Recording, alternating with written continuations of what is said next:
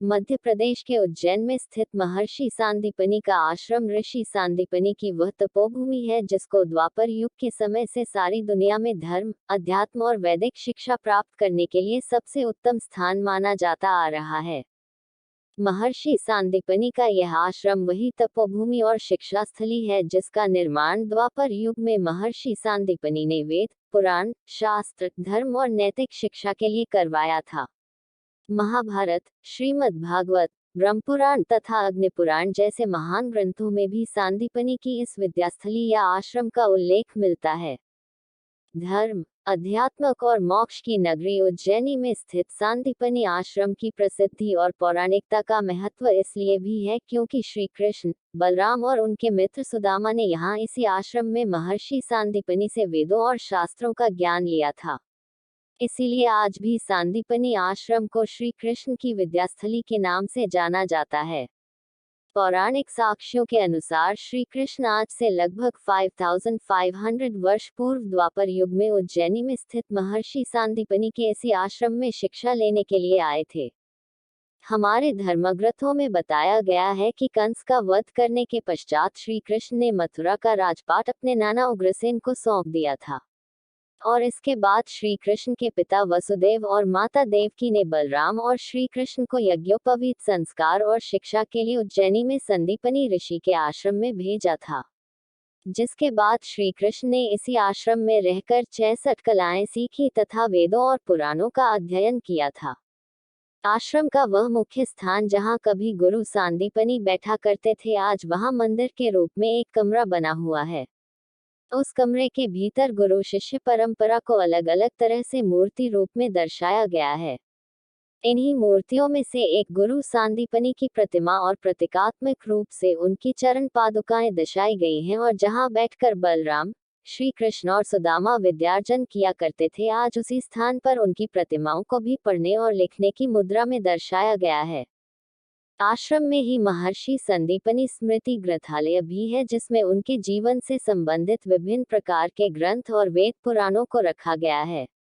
इसके अलावा आश्रम की ओर से इस ग्रंथालय को और अधिक विस्तार देने की योजना भी चल रही है जिसमें प्राचीनतम शिक्षा प्रणाली और आधुनिक शिक्षा प्रणाली के विषय में विस्तार से समझाया जाएगा। वे कौन सी 64 कलाएं थी जो यहाँ पर सिखाई जाती थी और भगवान श्री कृष्ण ने किस प्रकार से अपने विद्यार्थी जीवन में इस आश्रम को प्रसिद्ध किया आदि विषयों पर भी प्रकाश डाला जाएगा। आश्रम परिसर में ही मौजूद गोमती कुंड श्रद्धालुओं के लिए आकर्षण का केंद्र है। गोमती कुंड के विषय में मान्यता है कि श्री कृष्ण के आह्वान पर इस कुंड में पवित्र गोमती नदी का जल उत्पन्न हुआ था। इसके लिए श्री कृष्ण का उद्देश्य था कि उनके गुरु महर्षि संदीपनि को बार बार आश्रम से सैकड़ों मील दूर अन्य पवित्र स्थलों की यात्रा न करनी पड़े, इसलिए इसे गोमती कुंड के नाम से जाना जाता है। इसके अलावा पुराणों में गोमती कुंड को प्राचीन काल से ही आश्रम के लिए जल आपूर्ति का एक प्रमुख माध्यम माना गया है।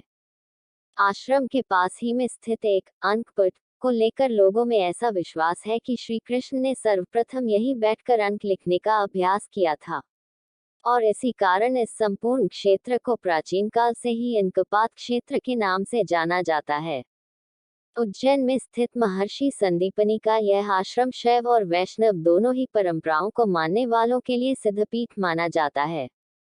गुरु पूर्णिमा और जन्माष्टमी जैसे विशेष अवसरों पर आज भी हजारों की तादाद में श्रद्धालु इस आश्रम में आते हैं। इन विशेष अवसरों पर यहाँ ऋषि संदीपनि, श्री कृष्ण, बलराम और सुदामा की प्रतिमाओं का पूरी विधि विधान के साथ पंचामृत व गंगाजल से अभिषेक किया जाता है और इसके बाद हवन भी किया जाता है।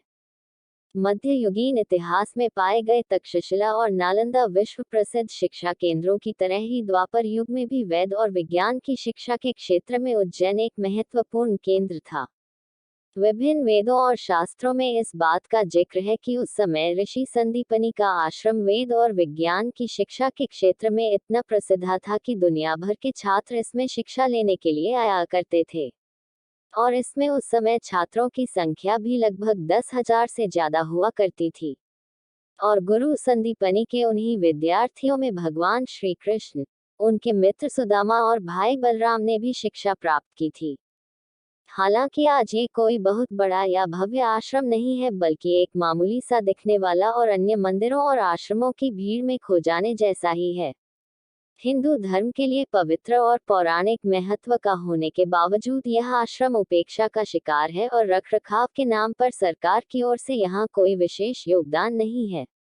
हालांकि सन 2016 के सिंगस्त कुंभ मेले को देखते हुए इस आश्रम में भी कुछ सौंदर्यीकरण किया गया, लेकिन फिर भी यहाँ का पवित्र गोमती कुंड विशेष मरम्मत, रखरखाव और साफ सफाई की मांग कर रहा है।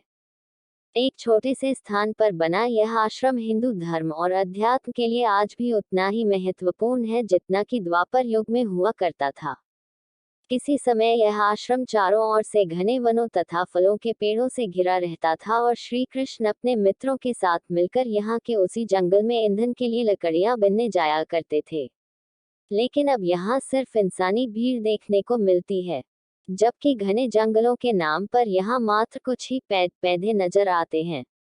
देश भर और दुनिया के कई हिस्सों से उज्जैन दर्शन के लिए आने वाले श्रद्धालुओं की संख्या यहाँ आसानी से देखने को मिल जाती है।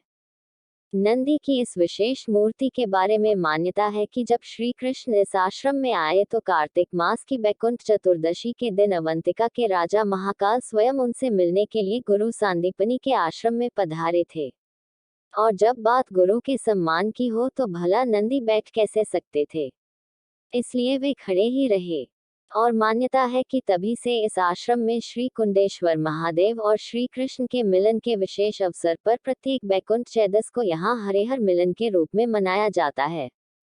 इसके अलावा इसी श्री कुंडेश्वर महादेव मंदिर के पीछे की तरफ एक अन्य मंदिर भी है जो श्री सर्वेश्वर महादेव मंदिर के नाम से प्रसिद्ध है। इस मंदिर के बारे में बताया जाता है कि इसकी स्थापना भी लगभग 5500 वर्ष पहले द्वापर युग में हुई थी। श्री सर्वेश्वर महादेव के इस शिवलिंग के विषय में माना जाता है कि यह शिवलिंग भी लगभग 5500 वर्ष पुराना शिवलिंग है और इसे स्वयं महर्षि सांदीपनी ने बिल्वपत्र से उत्पन्न किया था। इस शिवलिंग की जलाधारी में पत्थर के शेषनाग के दर्शन होते हैं जो प्रायः पूरे भारतवर्ष में और कहीं नहीं है। बताया जाता है कि महर्षि सांदीपनी इसी मंदिर में बैठकर तप किया करते थे।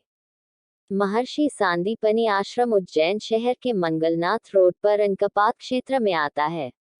उज्जैन के रेलवे स्टेशन और बस अड्डे से यहाँ की दूरी लगभग 6 किलोमीटर और महाकालेश्वर ज्योतिर्लिंग मंदिर से मात्र 4 किलोमीटर है। इस आश्रम तक पहुँचने के लिए शहर में चलने वाली सिटी बस, ऑटो एवं टैक्सी सेवा आसानी से उपलब्ध हो जाती है।